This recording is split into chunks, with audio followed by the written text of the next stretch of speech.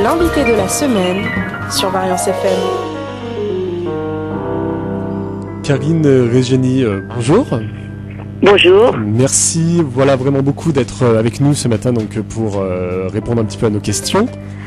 Oui. Donc vous êtes, en tout cas pour ceux qui vous connaissent pas, la fille donc de Serge Reggiani, donc célèbre chanteur et comédien. Première question qu'on a envie de vous poser, même si on se doute un petit peu de la réponse, comment êtes-vous arrivé à la musique? Bien voilà la réponse. Je baigne dedans depuis que je suis née, évidemment.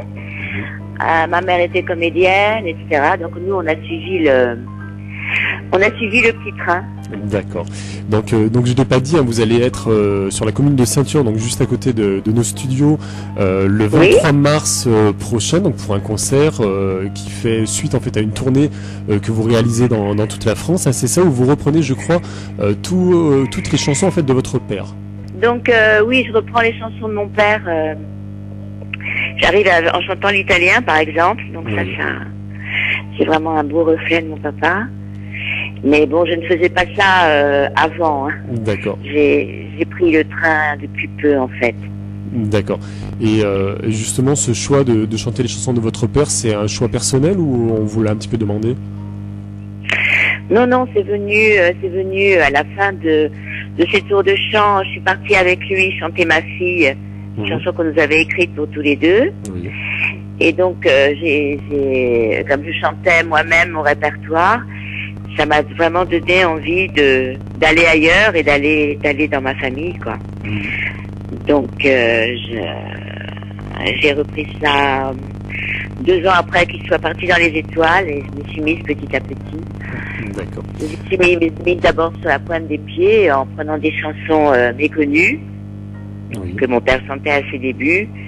Et vu que là, le public me demandait des choses comme Le Petit Garçon et vraiment les choses très que les gens aimaient beaucoup. Donc j'ai repris ces chansons petit à petit. D'accord, donc vous avez, comme vous le disiez, chanté entre autres en duo avec votre père le titre Ma fille. Oui. C'était une idée avec qui ce titre? C'était une idée de votre père ou Oui, c'était complètement une idée, c'était une commande en fait. Il n'écrivait pas ses chansons, mais ses commandes. Donc il avait demandé à Eddie Marnay, l'auteur, d'écrire une chanson sur lui et sa fille Karine, donc moi-même. Donc il avait imposé tous les éléments qu'il y a dans la chanson et qu'on retrouve et c'est très très émouvant pour moi, bien sûr. D'accord, donc vous l'avez accompagné donc sur beaucoup de scènes pour chanter justement cette chanson. Comment était-il avec vous sur scène?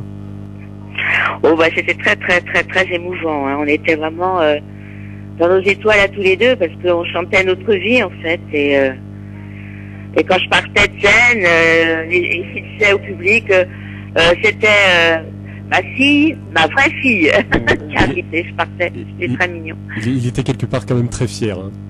Oui. On était très fiers l'un de l'autre, oui, et très très complices. On était comme des mômes en tournée en fait. D'accord. Et justement, dans la vie de tous les jours, il était différent ou il était tout aussi proche, en tout cas de vous et même de votre frère, hein, je crois. Oui, on était très très très très proches, bien sûr. On était vraiment la famille à l'italienne en fait. D'accord. Oui. D'accord. Et justement, donc je parlais de votre frère Stéphane, hein, qui lui aussi a chanté, je crois, aussi sur scène avec votre père. Oui. Comment lui a ressenti justement ces chansons sur scène avec lui? Vous parlez de mon frère, comment mon frère ressentait? C'était différent. Mon frère chantait les chansons qu'il avait composées. D'accord. Et je chantais juste une chanson avec lui. Il chantait la Java des bombes atomiques. Voilà. Donc là, c'était différent. Et en revanche, mon père chantait les chansons que mon frère avait écrites aussi. Voilà, là, c'était autre chose, c'était différent, ouais. D'accord. Et certains journalistes, hein, je me souviens un petit peu à l'époque, hein, disaient justement, parce que votre frère a voulu aussi lui aussi percer dans la chanson, disait un petit peu la difficulté qu'il avait justement à se faire un prénom, parce que passer derrière Serge Reggiani, c'était compliqué. Oui, moi c'est pas pareil, moi je suis une fille, donc c'est moins difficile pour moi. D'accord. Mais en fait, je suis un peu tombée dans le panneau, puisqu'au début, quand j'ai commencé à chanter il y a très longtemps, donc mes chansons à moi, j'avais voulu changer de prénom, Et de nom, enfin non, de nom, pardon, je me faisais appeler Karine Costa. Voilà. D'accord. Et comme les gens m'appelaient la petite Reggiani, je me suis dit, bon, c'est pas la peine, je vais garder mon nom à moi, voilà. Très bien. Et justement, donc par rapport à toutes ces tournées, tous ces concerts que vous avez fait avec lui, quel est le meilleur souvenir que vous gardez? Meilleur souvenir? Il y en a beaucoup, j'imagine. Oui. Oh, je crois que c'était quand on était à Montréal. Oui. Je crois que c'était quand on avait fait nos francopholies à Montréal. Il y a eu ça, c'était merveilleux aussi de retourner à l'Olympia. Moi, je crois que c'était surtout ça, parce que comme j'étais dans le Big Bazar avant avec Fugain, on avait pratiqué l'Olympia très souvent. Et là, de remettre mes pieds là-dessus, ça a été vraiment très fort, quoi. D'accord, très bien. Peut-être dernière question, quels sont, après votre tournée, vos projets, vous, personnels?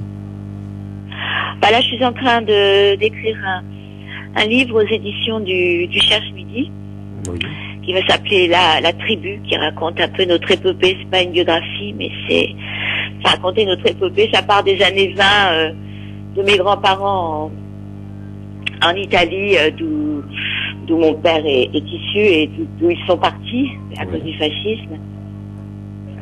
Et ça arrive en 2005, etc., 2004. D'accord. Donc voilà, ça c'est un beau projet. D'accord. Et vous pensez donc que ce livre sera terminé d'ici combien de temps à peu près? D'ici, il va falloir une petite année encore. D'accord, très bien. En tout cas, voilà. En tout cas, nous on suivra bien sûr ce projet avec beaucoup d'intention.